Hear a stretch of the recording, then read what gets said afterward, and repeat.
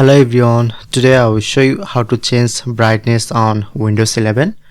So simply click on easily increase or decrease my brightness. Okay, decrease my brightness and increase. So now I'm provide how can do this. At first go to your search option, search set to settings, open,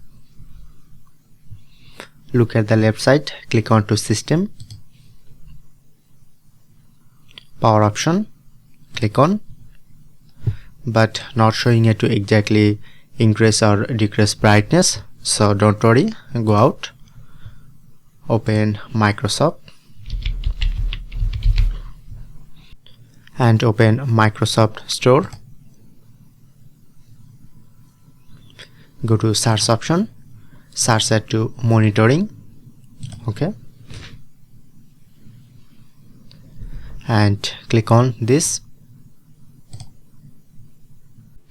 and you can get this gate option. So in my desktop showing it to open, go out, go to search option, search set to monitoring,